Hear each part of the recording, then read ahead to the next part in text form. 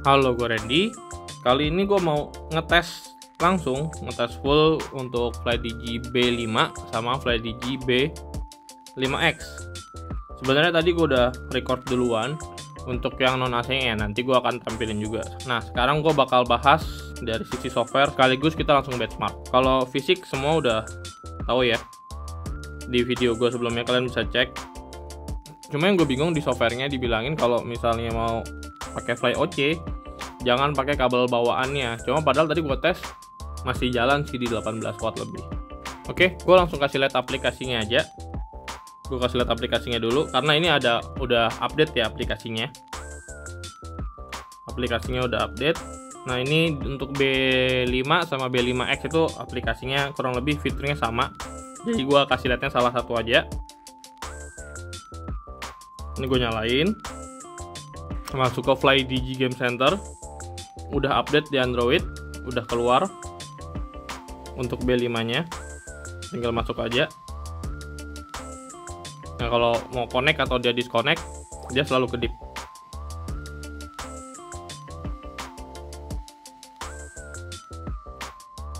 Nah, ini settingannya ini manual. Kalau kemarin kan masih bahasa Cina ya, jadi agak susah. Ini manual. Kalian bisa atur dari kecil sampai besar, jadi bisa silence atau ice kalau versinya dia. Nah, kita lihat kalau di silence dia pakainya di 10 watt. Jadi kalau 10 watt di sini ini kurang lebih di DC nya itu kurang nggak sampai 10 sih sebenarnya, paling di 8. Kalau kita coba full,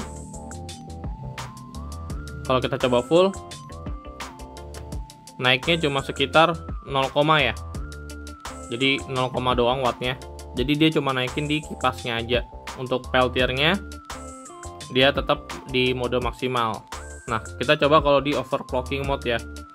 FlyOC nya kita nyalain. Kipasnya makin kenceng, wattnya juga naik. Langsung di atas 18 watt. Nah, kalau kita pakai tes pakai ini keluarnya cuma di 16 wattan. Jadi ini kan ngitung DC, ini ngitung AC ya. Harusnya sih mirip-mirip. Oke. Nah, di sini kelebihannya dibanding yang Black Shark itu dia ada radiator temperatur, jadi temperatur dari sininya sama temperatur dari handphonenya. Bedanya itu. Terus di sini ada RGB. Sayangnya RGB-nya itu nggak bisa diatur. RGB-nya sesuai dari dianya aja. Jadi ya sistemnya kalau lagi kenceng RGB-nya juga nyala terus. Kalau lagi pelan kita kurangin, dia juga makin redup, bahkan bisa mati nyala kayak flicker gitu. Gue contohin di sini, dia mati setelah beberapa detik baru nyala. Itu tanda kalau emang kipasnya berjalan lagi pelan. Oke, ini kita di mode manual dulu. Ini tadi overclocking mode. RGB light-nya juga udah gue jelasin ya. Temperatur udah, firmware update. Tadi kemarin udah sempat gue update, udah di maksimal. Ini dikasih tahu kenapa RGB-nya bisa dark atau flicker. Itu yang tadi gue jelasin. Terus kenapa nggak bisa aktifin overclock function?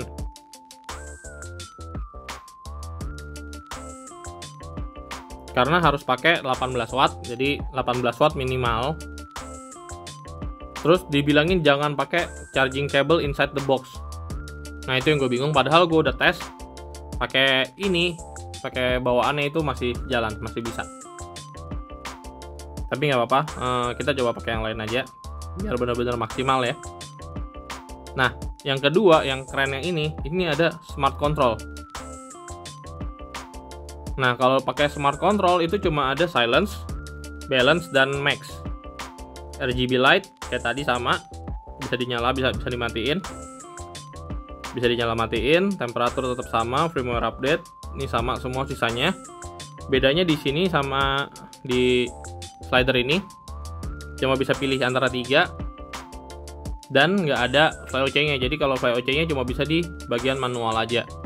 Nah, kerennya di sini karena di sini ini tuh jadi irit, irit, istilahnya irit pemakaian listriknya. Jadi kalau kalian pakai mode ini, jadi kalau misalnya kalian pakai power bank, gue saranin kalian bisa pakai mode yang ini, walaupun nggak lagi maksimal ya. Jadi kalau lagi di rumah, lagi bisa colok ke charger, mendingan pakai yang manual, itu modenya maksimal. Dan kalau kalian lagi pakai power bank atau di luar lagi nggak butuh yang dingin banget lah, kalian bisa pakai mode ini. Bahkan ini kita lihat di sini, ini naik turun, kadang 2, kadang 5, kadang 6. Ini di mode max-nya cuma segitu, kurang lebih di 6. Kalau di balance itu kurang lebih di 4, dia 2, 4. Ini lagi naik turun. Kurang lebih kemarin sekitar 4 gue hitung. Dan kalau di silence itu cuma 1 watt lebih, sekitar 2 watt lah pemakaiannya. Jadi ini 2,6 karena ada RGB-nya. Nanti kalau kita matiin RGB-nya itu berkurang lagi pemakaiannya. Nah, ini mode paling entengnya di mode silence, dan RGB gue matiin, dia cuma jalan di 2,6 watt. Jadi ini mode yang bagus banget kalau kalian pakai power bank dan lagi mau main di waktu yang lama. Kita coba tes. Ini silent banget, cukup silent. Kita coba tes segini.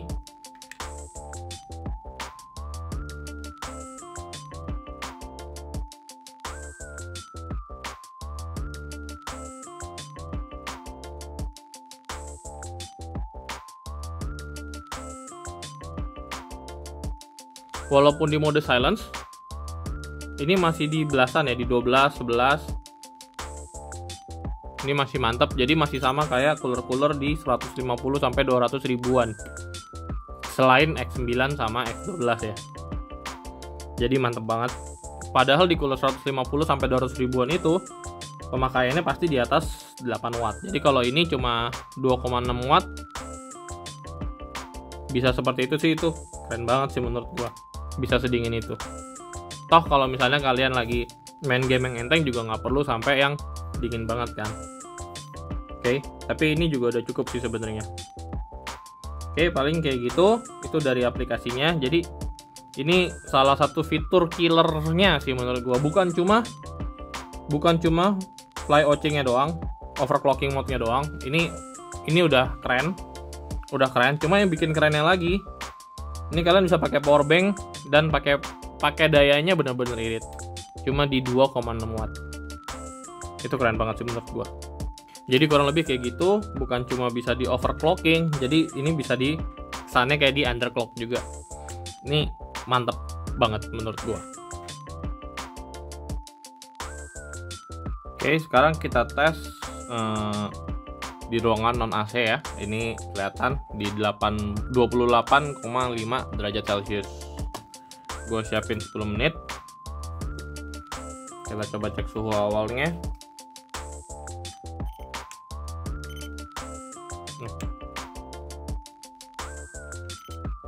Di 30-an malah ya. Di 29,7 sama 30-an. 31 kurang lebih. Kita langsung coba nyalain aja. Ini gue udah setting di speed yang paling kencang. Oke, ini ruangan non AC.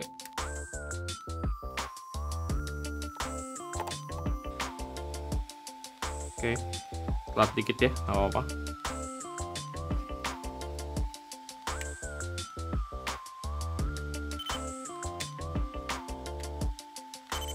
Sama-sama 10 di beberapa detik pertama.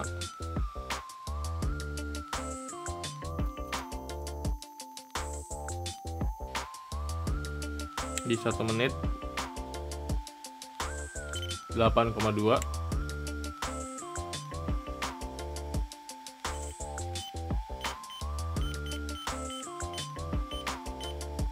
Lima koma 4.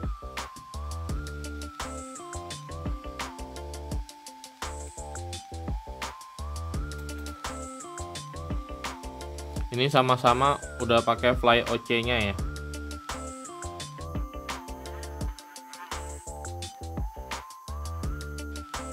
Oke, menit ke-3. di 8,1.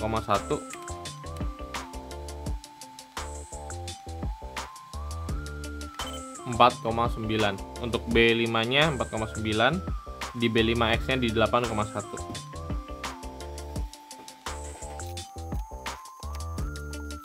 Suhu ruangannya naik lagi malah di 29. Kita cobain lagi, bentar lagi menit 3. 4,8 di 8,4.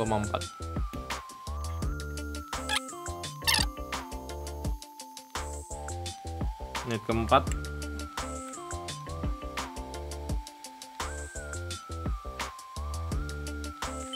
4,7, 9,8. Jadi di ruangan non AC aja ini kelasnya udah kayak apa, cooler 200 ribuan selain X9 ya, cooler 200 ribuan di ruangan ber-AC yang B5X. Kalau yang ini lebih dingin lagi malah.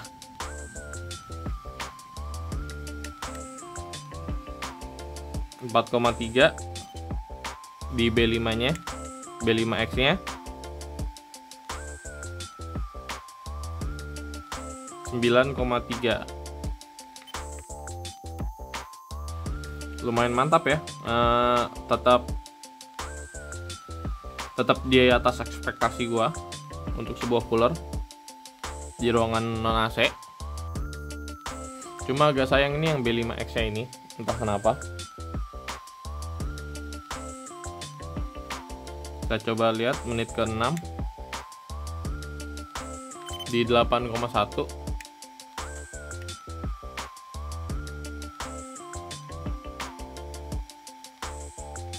Di 4,3.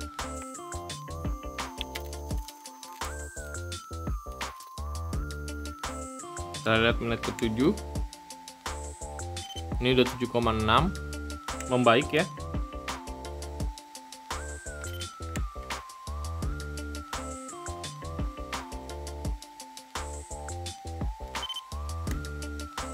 ,3.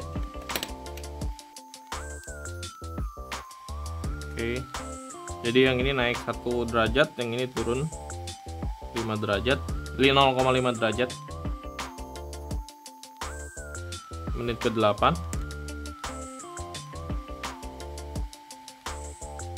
4,5.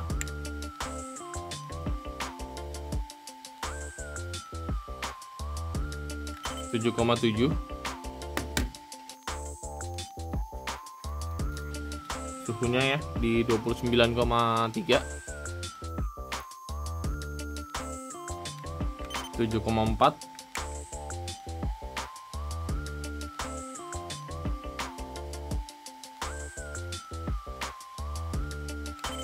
4,7 sama 7,4.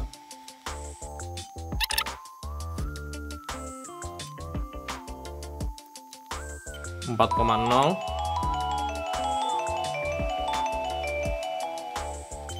7,6.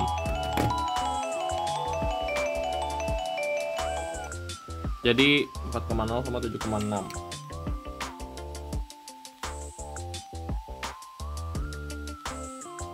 Oke, itu di ruangan non AC kalian bisa Oke, itu di ruangan non AC. Jadi hasilnya di 10 menit itu B5, FlyDigi B5 bisa menyentuh 4 derajat dan B5X bisa menyentuh 7,6 derajat, sekitar di 7 derajat lah kurang lebih. Oke, menurut gua hasilnya lumayan ya, lumayan pakai banget.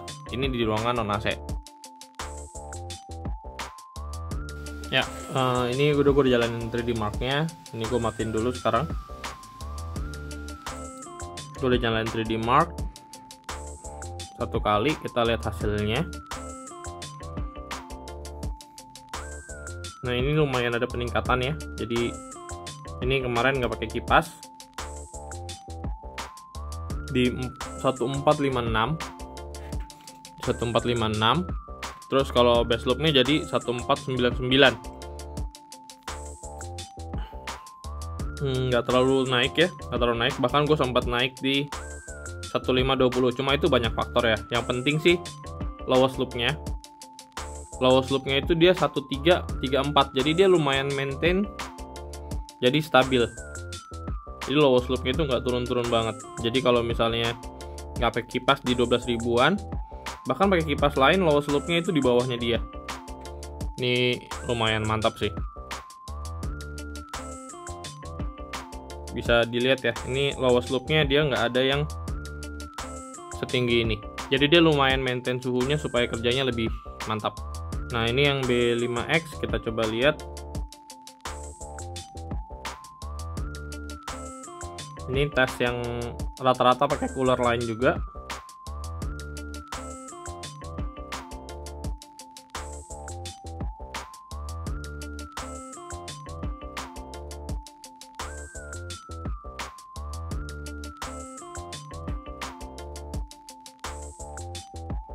Oke.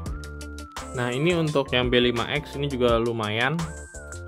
Biasanya lowest loopnya kalau nggak pakai cooler itu di 1600-an. Nah ini bisa di 1900-an.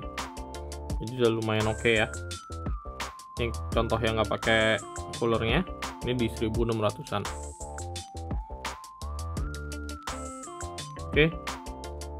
Oke, ya, hasilnya sih udah lumayan banget.